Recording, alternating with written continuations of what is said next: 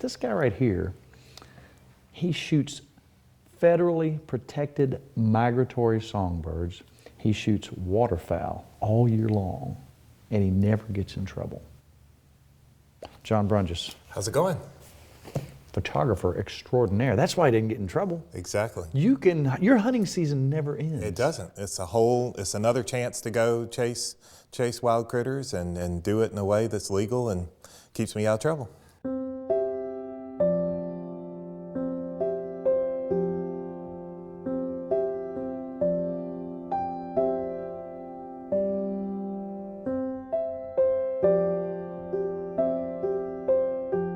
How did you start? Do you remember your first? I remember exactly what I started. I started in sometime before high school, even as a little kid. I had a Nikon FG20, a film camera, and a 50 millimeter lens. There were no real zooms at that time. And it was, you had one setting, one thing, just shoot away and take pictures. At the beginning, I was shooting black and white, because my dad had a dark room where we could develop it and that. So it was, he shot lots and lots of pictures. So your dad was a photographer? Yes, a little bit, yeah. Yeah, so that helped you kind of get me started, and again, shot for off and on for years, and then more recently have really gotten into wildlife photography. When you started doing wildlife photography, what's some of the first critters that you shot? Well, I remember I worked as a biologist. I started kind of wildlife photography when I started undergraduate career. I worked on the coast and worked on nesting seabirds, and I remember the professor I worked for had one of these lenses, and he said one day, "Put your camera on here, shoot out the window a little bit." And we were shooting out of the window of the car of some shorebirds on the beach at Cape Hatteras. And I remember going, oh my gosh, I've got to have one of those. And so the rest of my life has been this mission to own one of these big lenses, because there's nothing like it.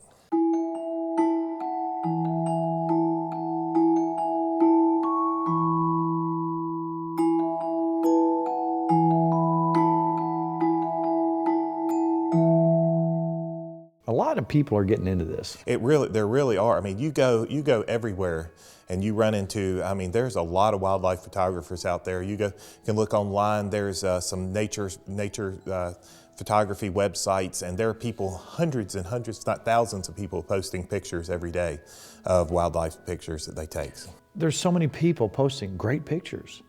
And I'm sure they start out just like you with a little cheap camera and work their way up. And is it a disease? It is a disease. It is, for me, it depends on your personal kind of take on things. But for me, as soon as I looked through that big lens and I saw an image, I took an image that had that wow factor to it. You're like, I've got to keep doing this. And for me, I'm more of a scientist than an artist. So some people have this amazing vision and see things. I kind of shoot by, take a picture and see, okay, I wish I had done this. And I kind of just build on what I've done over time. And I also spend a lot of time looking at what other people shoot and say, wow, that's really neat. Maybe I can modify that to fit my needs. Just think, how many birds wouldn't have died if Audubon would have had one of those? Yep, they really, again, the old days they shot the birds for collections. Now we photograph them. It's amazing that people are taking pictures, the quality pictures that they did. So let's talk about getting started. Obviously, how much money would you have to spend on getting something that's decent? You can start, again, that's a huge question. You can never have enough stuff.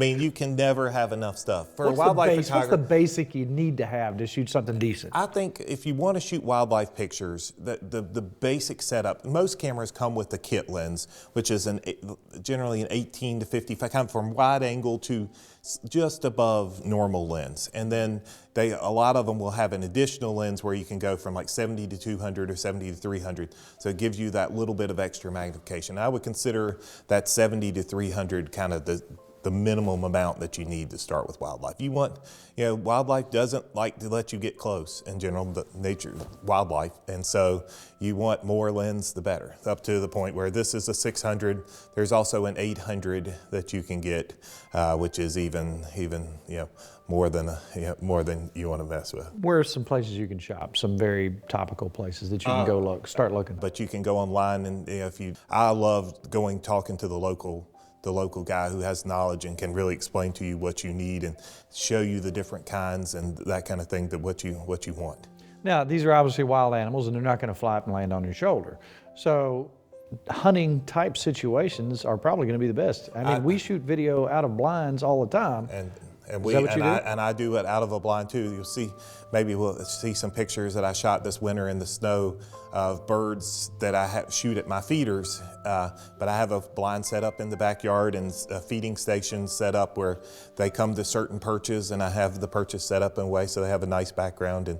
And so you put the birds where you want them and photograph them, but I use a blind all the time for different things. The cover of our Kentucky Afield magazine, this calendar this year, was a photo I took of a quail at Shaker Village. Had a photographic blind set up because I knew this bird was coming into this old stone fence on a pretty regular occasion, and just sat there and waited for him to show up and get his picture made. And you know what? I've done this. Your heart beats almost like it's a hunting situation. When you know it's coming, they don't know you're there. You get that same experience. It really is. It allows me to go hunting when it's not hunting season. It gets me to, I grew up hunting and fishing, and that's still one of my great loves. But I can go hunting right now. I can set the stuff up and go, and it's fun. Now, people might say, well, I don't have any place to go. Well, we have wildlife management areas all over Kentucky. We do. Great places to go set a blind up. Now, for the beginner, somebody's watching and they're just like, they really want to get into this. So this is a camera with a lens that a lot of people might get as their first lens. It's an 70 to 200 millimeter. Mm-hmm. So if you imagine millimeters as multiples of 50, so at 200, it's 4 times 50, so it'd be the same as 4x. This particular camera, has a full frame sensor. If you remember 35 millimeter film, the film size is basically, the sensor in this camera is the same size as 35 millimeter film. Most cameras you buy today, the sensor's half that size. And the bigger sensor costs a little bit more. This one, though, gives you the ability, because it's such a big sensor, to shoot in really low light.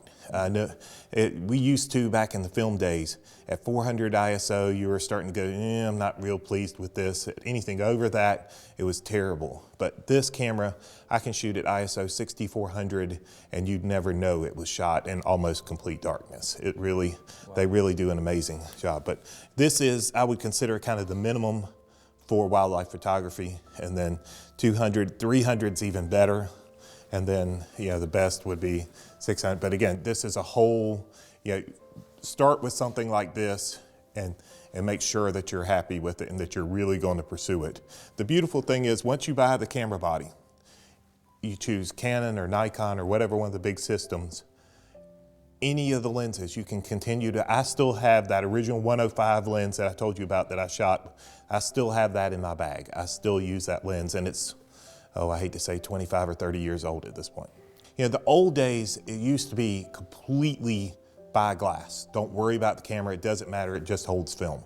Nowadays, the camera body does make some difference, because the ability of the sensor to record in low light and things does make some difference, but you're best to start with the basic camera. The basic camera now is amazing. I mean, it shoots amazing, stills and now video in them. And a lot of people who shoot video are using these cameras for video.